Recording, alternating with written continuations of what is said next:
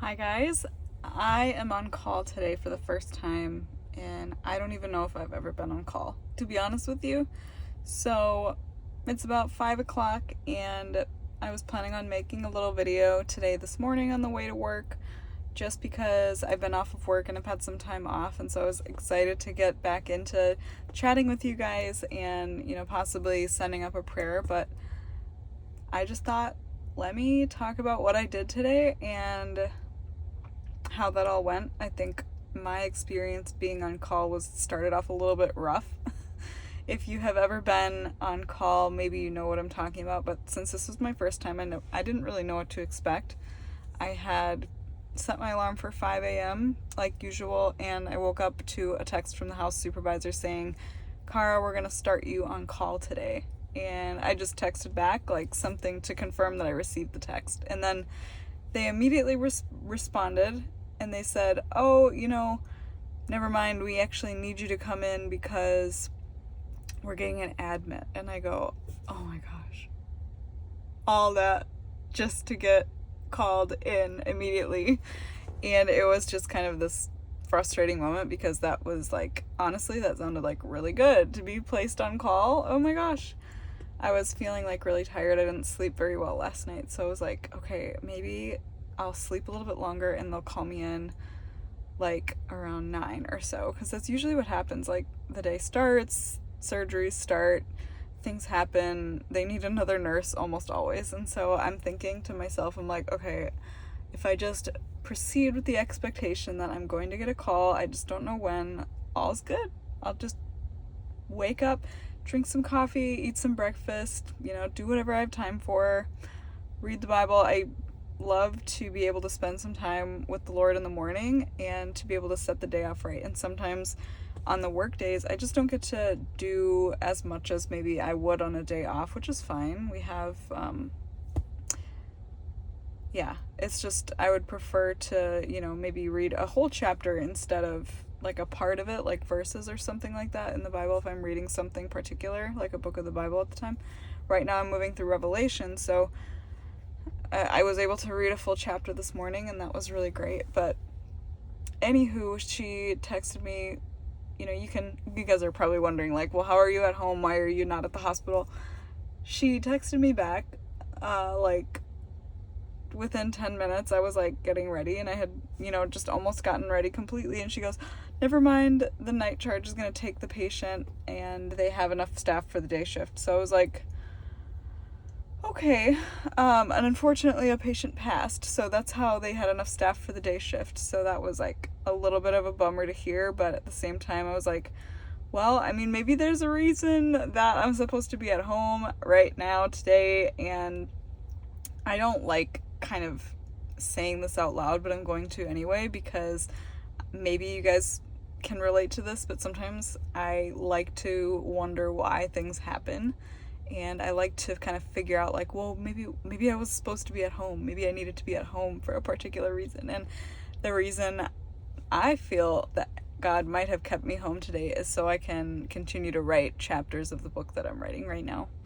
And I'm going to keep it a surprise for what it's about a little bit later. I've started to talk about it here and there with some people that are close to me, but I'm writing another book, and that actually takes a lot of focus, self-motivation, and I don't get writer's block, so to speak. I never really question what I need to write about, but I think that there comes times of the, month that go by. I'm a female, I go through cyclic changes, and just to acknowledge that, sometimes it's just not, your energy just isn't always in the same place, and I just don't always have it in me to do a lot. And I try to respect that, because I've learned that if I just go with how things are going and just make sure that I show up to the most important daily habits, that things tend to go better for me throughout the projects that I'm working on. So that's what I've learned about myself. Maybe take it or leave it, I don't know. However, I was, expecting a call all day, all morning, never got it.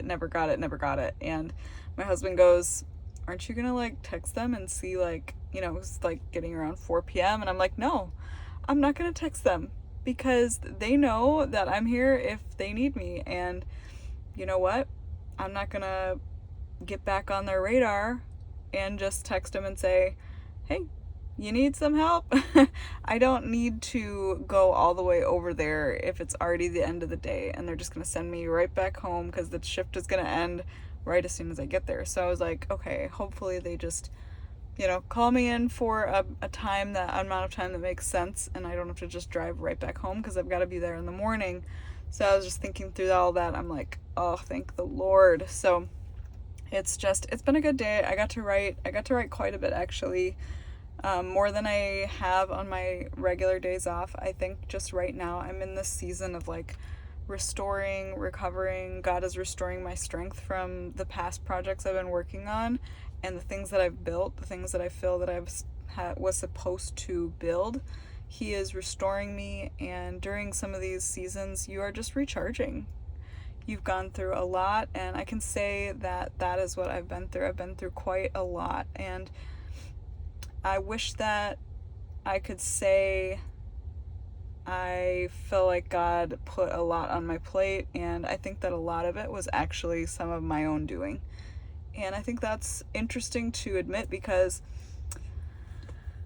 during all of those seasons, in the last half year or so, good things have happened. Very, very amazing breakthrough, like groundbreaking things have happened. I got this position. I've been trying to get this position, and God opened this door, and now, I'm dedicating a lot of my energy to this position because I'm learning a lot.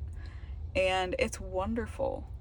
I found myself feeling excited to go in today because I've been off for a while, and I was just like, oh, okay, it'll be good to just like go back to work and like see everybody and continue to learn. And I think that learning is something that's what I think healthcare is really great for. I think that if you are a person who is really stimulated professionally, like, and mentally, and also like are driven by achievement and learning, healthcare is really nice because that way you can actually go into work and know that your day, like bedside nursing, I'm thinking, for example, or like you're doing procedural nursing.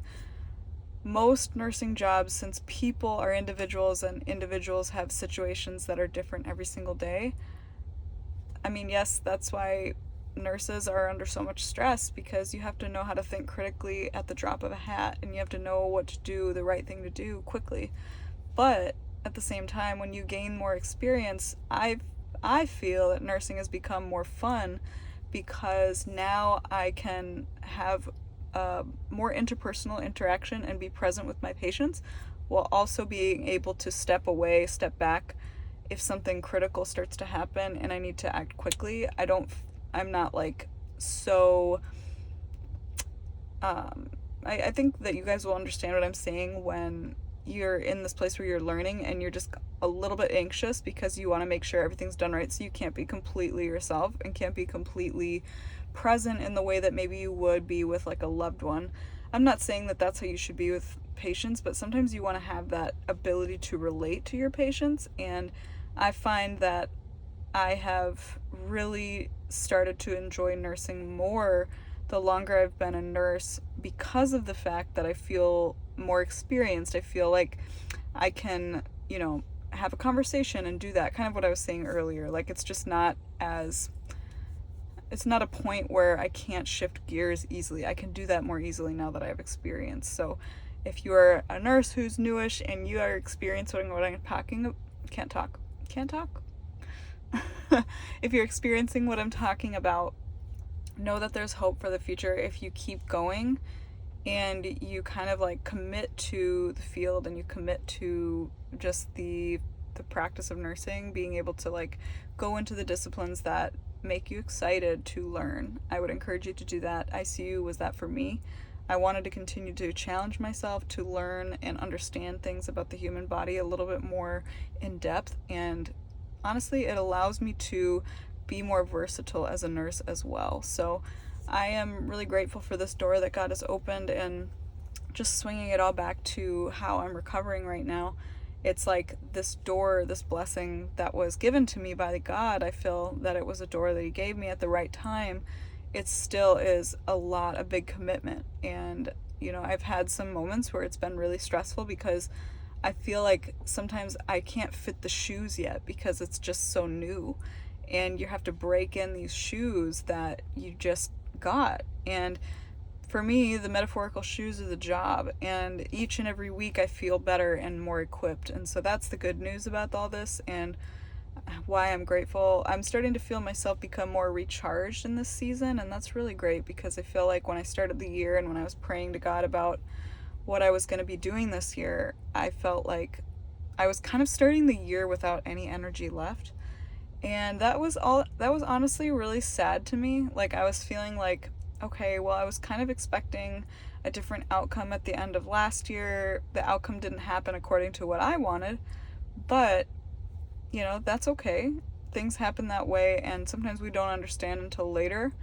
And I surrendered that already. So I had, my process of moving through that, and it was honestly, it took me longer than I thought, but today I can look back and I feel like I'm in a much more recovered and restored headspace, I think, than from even the beginning of the year, which is great. Because I think a lot of people, they start the year like bright-eyed, bushy-tailed. That was not me. That was not me. I was feeling like I had given my last drop of oil to the projects I was working on, and I probably put too much on myself, thinking like I needed to do this, I needed to have all these deadlines met and all the things. But anyway, I'm learning. I am a person who, I don't give up, and I love to be able to persevere and develop and learn from the past experiences that I've had. And this was one of those testimonies. I'm kind of living it as I'm telling it to you. It's like a reviewing of sorts. But yeah, it was really nice to have that off day. I feel like, yeah, well, I feel like I was fine to go to work. It was just great to be able to focus on some writing, and it was super special. It made me think a lot about, lately I've been thinking a lot about when I first became a nurse and how I was in psychiatric nursing. And I'm not sure if I've ever told you guys this before, but when I was a new grad, I took a psych position at the hospital that I was working at. I was a phlebotomist when I was in nursing school, and I decided to take the first job that was available because I wanted to get started working, and I figured, like, let me try this out, let me see what I think, and go from there, right? And so that's what I did. And during that first couple years of being a new nurse and working in psych, really not having much psych experience besides the clinicals that they gave us, which ironically were at the same hospital that I worked at and was going to be moving into as my new department. It was such a new world to me. Like, I didn't know really much at all, but when you're a new nurse, people expect that you are learning everything. You're a sponge, and you're showing up with that mentality of like, okay, I'm here to learn. I'm here to like learn from you guys who have been here for a long time. I'm not that experienced yet, and there's grace for that. So I do miss that grace of being a new nurse whenever I work somewhere new. I think that when you are not a new grad and you are like an experienced nurse, sometimes there's a little bit less grace for you because people expect more out of you. And I think that's fine. I think that, whenever I work with people who are new at the facility but not a new nurse, you do expect more. You expect because they've been around the block, and now I guess you're just learning what they know and if you can trust them. And so everyone at my job right now is learning that about me and my work ethic. And so I was explaining that to my family over the weekend, just processing the fact that we're getting to know each other, and people sometimes aren't the nicest, just saying.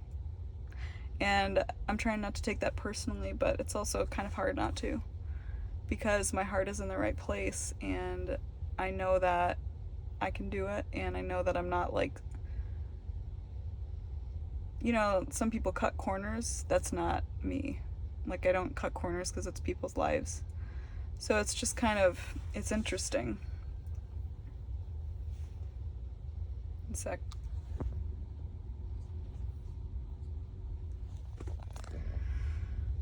Yeah, my experience in psych, I wanted to tell you guys this story because I just thought of it today and I think you'll find it interesting, but I was taking care of this patient who was from a jail. Oh, this is back in Minnesota. They were from a jail, and I don't know how they ended up in our psych facility, but they were a convict for like 20 years already in the prison, and I don't even remember why he was in prison, but he also had a psychotic break in prison, and he was known to be very violent, and so he was at a special psychiatric prison for people who needed that level of security and attention, and it was just like kind of overwhelming, honestly, to be taking a patient who they would need like probably a lot of interventions.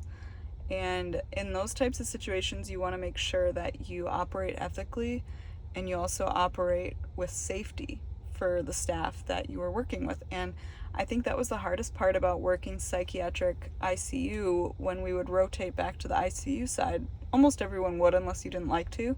They would rotate all the staff back there. You had to learn when to make the judgment call to keep everyone safe and say, we're doing emergency medications. So sometimes you would have to make that call. And over time, I would learn that from the experienced nurses, what was appropriate and what was expected. And it was not easy, but it was also like really, really interesting, and it played a really big part in my professional development. So this particular patient, I'll never forget this, ever, ever, ever, ever. And get this, when the patients are in the psych ward, they are in like this area together. Look, it's like a big room with like doors around. So in the psychiatric ICU, the doors lock because sometimes a patient will need the door to be in, like, it's called seclusion. And you only ever do that if somebody's being aggressive or violent, and you can initiate that. I'm not sure what the regulations are state per state, but this is 10 years ago in another state. Not even California. I've never worked psych here, but I remember that he was in and out of this seclusion room, and he got aggressive, and he would sometimes, we call it posturing, where you start to look like you're about to get aggressive.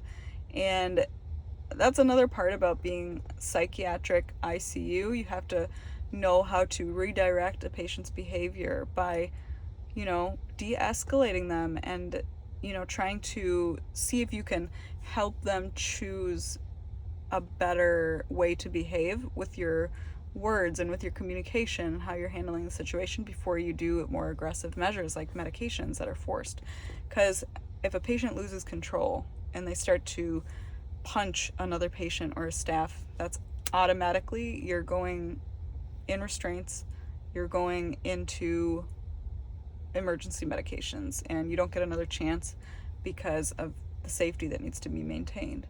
So that's why it's really important. If you can try to talk them down off of their ledge, so to speak, before they get so agitated. And sometimes the things that they're going through mentally, it's unavoidable. That's why it's at the drop of a hat. You have to like be really careful, but everything is just needs to be managed so carefully in that situation. But this guy, he started posturing at another patient, and we couldn't redirect him verbally, and he had to go. He would try to have conversations with us and rationalize like why he should be able to like do what he wants and posture how he wants, and it had to do with him and his pride. It sounded like being a man and like thinking highly of himself, and those things aren't wrong, but in a psychiatric condition, there's this thing called grandiosity, where you think like you're elevated above other people. And he was in that headspace where his mental state was making him think like he was more elite than the others, and that almost like he was a god. He would talk about himself like he was God, and he would do all these things, and one day he started to, throw things. And I think that particular day we had to call security and have him, get emergency medications, and he had to go in restraints.